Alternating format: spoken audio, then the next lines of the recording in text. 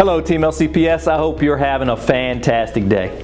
This is your superintendent, Mr. Straley, here to go over our inclement weather schedule for the 2020-21 school year. We're still about a month out from the start of winter, but I wanted to get this schedule out to you as soon as possible so we can all be on the same page as we move forward. This schedule includes several important details, so please make sure to watch this entire video. And in addition to this video, we will also be emailing out this information to you tonight as well and providing print resources for all of our blended students today and tomorrow. As we get into this schedule, I want to say thank you. Thank you for an amazing school year thus far. This community, our students, our families, and our staff embody the word grit. And that's what this year has required. It's been a unique one, there's no question about it. But look at how you have responded to the challenges we've faced. Learning is alive here in Louisa County, and learning is alive here in Louisa County Public Schools. Our students are getting it done, both in the class and virtually. Has it required adjustments? Absolutely. But we have all worked together and made the magic happen. Parents, please continue supporting your child and cheering them on. And students, keep working hard. Let's say that word again, grit. That's what it takes, and that's what we've got right here in Louisa County. Okay, now let's get into the inclement weather schedule for the rest of this school year. And as with many things, our inclement weather schedule looks different from the years past due to the unique calendar we have this year due to COVID-19. This year's schedule also has to fit into the new guidelines set forth by the Virginia Department of Education, some of which have just recently been released. So for our inclement weather schedule, we've divided it up into two parts, first semester and second semester. So let's start with what it looks like for the rest of our first semester. For the rest of the first semester, all inclement weather days, A and B school days, which are Monday, Thursday, and Tuesday, Friday, will become remote learning days for all students. Blended and virtual. Simple enough. So what does a remote learning day mean for our students? In a remote learning day, for the most part, learning will be asynchronous for all students. Students will be working on previously assigned materials and classwork unless otherwise directed by their teacher. This generally means there will be no live Zoom or Google Meet sessions. And then all remote learning days, our teachers will be monitoring their emails and be responsive to students' questions and concerns throughout the instructional day. Okay, so what if we get an inclement weather day on a Wednesday? That's a great question. Instruction would continue as a remote learning day for blended students, and they would work on assigned classwork. And for our virtual students, it would mean that students would continue to work on asynchronous assignments on most occasions, and there would be no live Zoom or Google Meet sessions on those days. So for the remainder of our first semester, any days missed due to inclement weather will become remote learning days. Now, let's look at how our inclement weather schedule works for the second semester. And this part of the schedule has a few more details. So first, for the second semester, our first, second, and third inclement weather days, that's the first, second, and third inclement weather days, on our A and B schedule will mean that school is closed. That means no school for students, no school for teachers, no school work is required to be completed. To keep it simple, our first, second, and third inclement weather days in the second semester will mean school is closed and it will be just like snow days in the past. As a reminder, unless there were some bizarre scenario, school would never be considered closed on a Wednesday. We built these 3 days into our schedule in the second semester because we know it's been a tough year, and we know our students have been challenged like never before.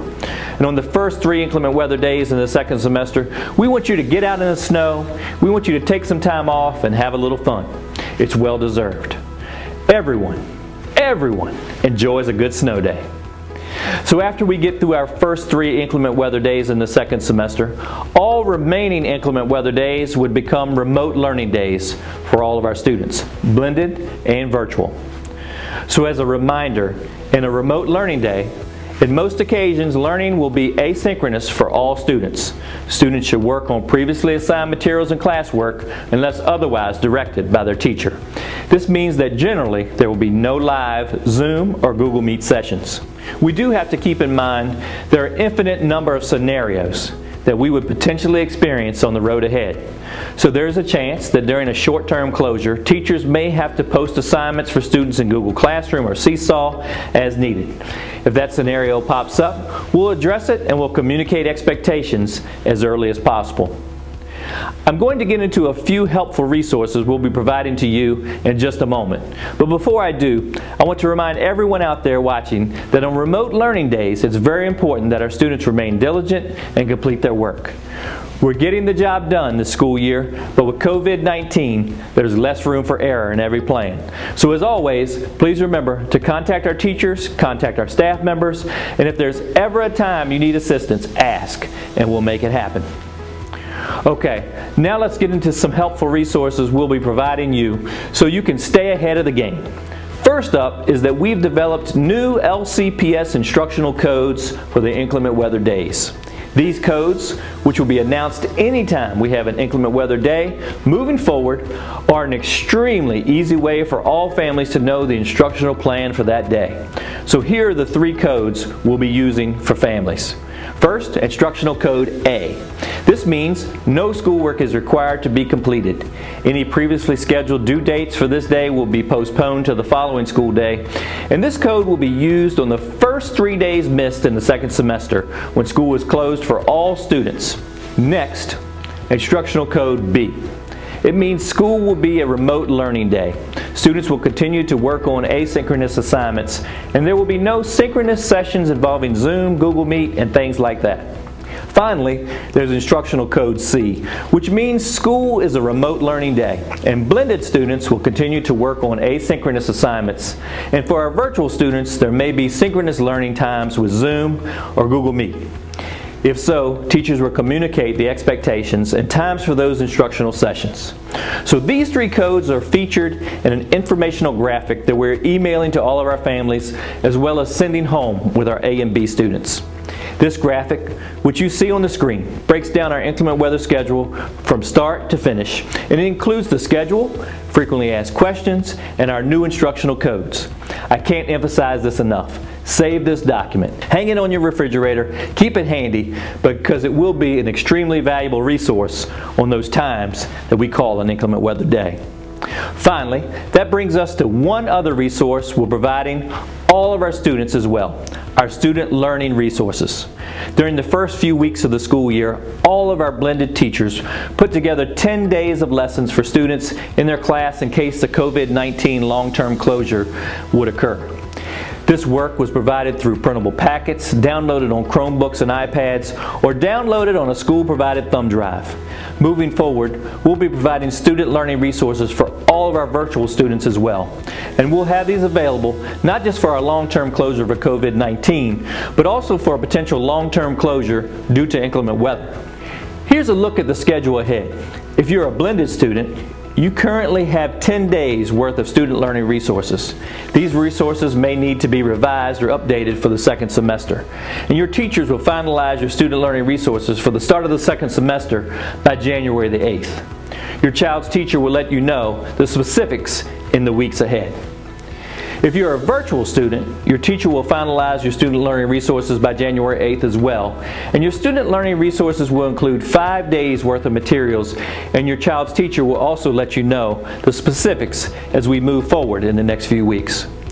For all students and families, once your teachers provide you with your finalized student learning resources in early January, you do not need to complete any of the work in them.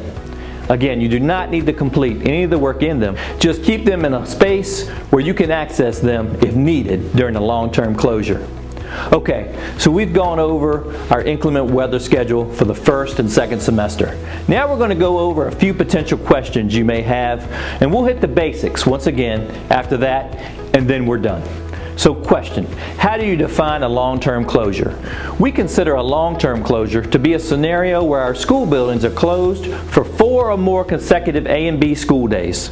So for example, if we had an inclement weather day on a Monday, Tuesday, Thursday, and Friday, that would be considered a long-term closure. If we ever experience a long-term closure, that's when our student learning resources will come into play automatically, and we'll communicate a plan for it and when students should start working on them. Next question. What if we experience inclement weather on a Wednesday? For blended students, it will continue to be a remote learning day, just as it would have been. And for our virtual students, you would work on the schedule that coincides with the instructional code announced for that day. Next question. Does a closure for inclement weather in the second semester only apply to the blended learning student on that day? The answer is no. School would be considered closed for all students on the first 3 days of inclement weather in the second semester. So for example, if our first inclement weather day in the second semester is on a Monday, that would count as day 1 of our 3 closing days for all students. Okay, so that's the inclement weather plan for the remainder of this school year. So let's hit the basics. For the rest of the first semester, all inclement weather days on A and B days will be remote learning days. For the second semester, the first 3 inclement weather days on A and B school days will be full closings for all students. And after that, we revert to remote learning days. And in theory, we will never be fully closed on a Wednesday. As I've said, there are so many details in this plan, and I'd like to thank all of those who put many hours of work into putting this plan together to capture every angle. I tried to be as clear as possible, and I hope you'll go back through and rewatch this video as needed. But if you have any questions, please send them our way using our LCPS Community Questions page. This page helps us keep all questions organized, and it also helps us to get back and respond to you quickly with an answer to your question. Most importantly, please know that I will do my best to communicate with you throughout any inclement weather days that we have ahead of us. It goes without saying, 2020 has been one unique year. But hey, we've worked together, we've planned ahead, and we've made the magic happen. That's the same thing we'll continue to do with our inclement weather plan. If adjustments need to be made, we'll tackle them head on. Alright, Team LCPS, thanks again for taking the time to watch this video. Again, if you have any questions, please use the LCPS Community Questions page, and we'll do our best to get back to you with an answer pretty quickly. If there's anything else I can do to support you, just let me know. Please call, please communicate, please email. My door is always open to you. Thank you, have a great day, and we are Team LCPS.